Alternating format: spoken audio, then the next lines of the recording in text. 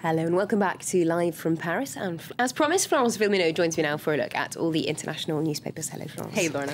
So we've been talking about it all morning, of course, that summit in Brussels, and it's also getting a lot of international press attention, isn't it? Absolutely getting a lot of attention. We're going to start by looking at a cartoon in the International Herald Tribune where you see Merkel arriving at the EU summit with all the other leaders saluting her and presenting her their budgets. There you see Greece, Spain, and Italy. And as we've been talking about this morning, this summit was in some ways a big victory for Greece in terms of making budget balancing and fiscal discipline a legally binding priority, but it was also a setback in certain ways because they didn't manage to reach an agreement with all 27 member states. But it's interesting to see how the press was right before the summit, as we saw it played out just a couple of hours ago. So a lot of papers actually were already went to press before, and so it's interesting how they were reacting before it actually happened. For instance, a lot of people had a lot of hope that an agreement would be met. We're going to take a look at an opinion piece by Belgian journalist Christine O'Krent in the International Herald Tribune, where she wonders, can Merkozy save the day? She was very confident. She says that despite their differences, Merkel and Sarkozy share the same political goal. That is, they want to prove that the Franco-German couple remains the engine of European integration. Now, she had hoped that in this moment of juncture that Europe would be able to leap forward and pursue their common priorities, and I guess that kind of halfway happened with the summit in Brussels. Indeed, but they hadn't perhaps reckoned on David Cameron and the British Prime Minister, and of course the British press, perhaps some of them quite critical of his stance at this summit. That's right. We're going to look at an opinion piece in The Guardian, the EU summit, Le Crunch. It's critical of Merkel and Cameron. Merkel, because according to this article, she was wrong in insisting that the Eurozone crisis is a fiscal deficit crisis. According to this article, it's a banking crisis. And meanwhile, the article is critical of Cameron for being afraid of this two-speed Europe. According to this article, the two-speed Europe already exists because of markets, and that this is something that Cameron should embrace. And it speaks out against Cameron and Euro skeptics, saying that basically they have one choice now, which is to distance themselves from the European core. Now, The Independent, and a piece by Mary Dejevsky, she also talks about what she calls Cameron's dilemma. That's this desire that to keep Britain on the outside of the Eurozone while maintaining a big power say on what happens on the inside. Now, before the summit, she predicted that this moment of sitting on the fence and eating his cake was over. But she offers a surprising option to Cameron, and that's to join the Eurozone, which can come as a big surprise. She says that Britain's entry into the Euro would bring more money and more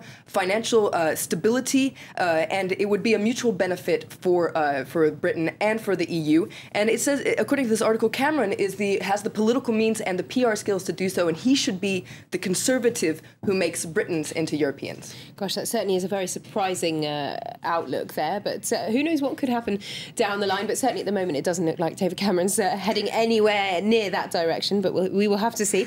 Moving on to another story now, the Wall Street Journal over in the US.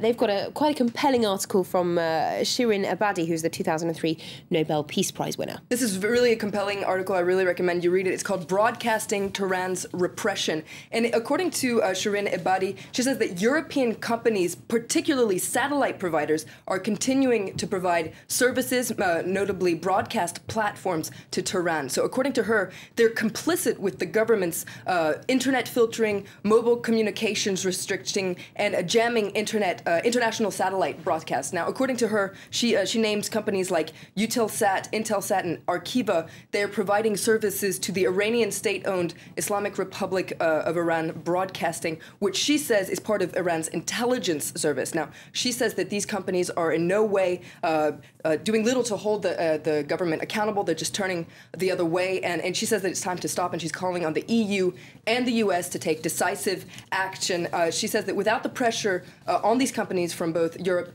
and the United States, Iran will remain cut off from the outside world. Very interesting issue to highlight there.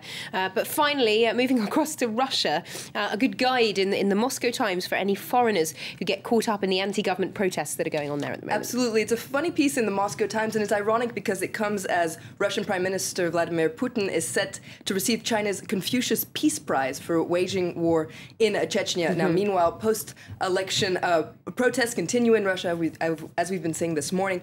And if you ever get caught up in a demonstration, you should really read this article beforehand, because you'll find certain phrases and vocabulary that you won't find in a Russian textbook. For instance, you find out that how to say, please don't kick me in the kidneys, things like that can be useful if ever you get caught up in a Russian protest. I'll be sure to memorise those if I ever go to Moscow. Thank you very much indeed, Florence, for that look at all the international newspapers.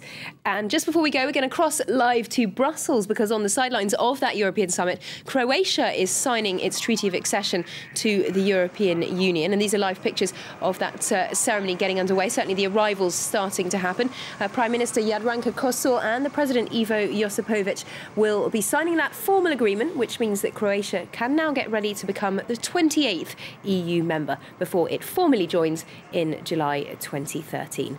Pictures there of their arrival at that EU summit in Brussels.